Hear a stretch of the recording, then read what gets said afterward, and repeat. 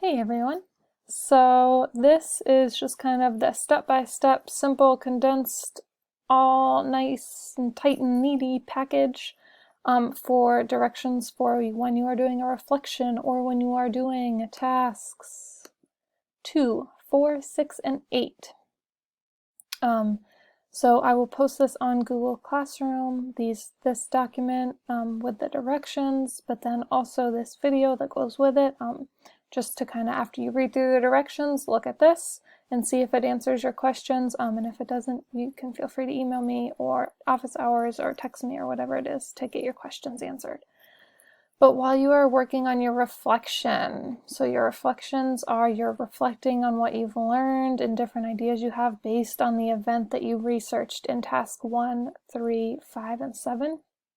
For tasks 2, 4, 6, and 8, you're reflecting on those events, what you learned, what you didn't know, different questions you have, different ideas you had, connections you've made. You're reflecting. In your longer directions, there are choices. 1, 2, and 3 that have different prompts for you to respond to, so that reflection part will make more sense when you look at that.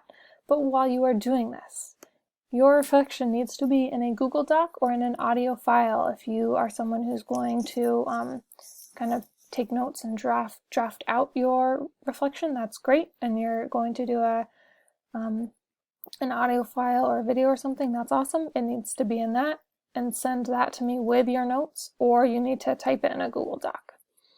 You need to identify if you are, this should be responding to number 1, number 2, number 3, or a combination of 1 through 3. You need to thoroughly respond to the question. Tell me your thoughts, explain your thinking, give me details. There's no such thing as too many details about your reflection or your response to the event that you researched. Make sure it's really thorough. Make sure you're doing what the directions have asked, and make sure you're covering all your bases. I'm the only one who's going to be looking at this, so you don't need to worry about your thoughts or your opinions or anything like that, which you never should, because we're all entitled to our own opinions.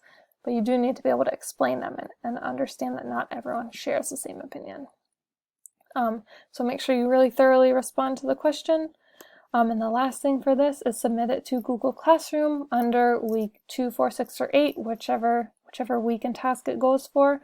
If you email it to me, I will die in a sea of emails, never to be found again. And I will also reply to you with a standard, please submit this to Google Classroom.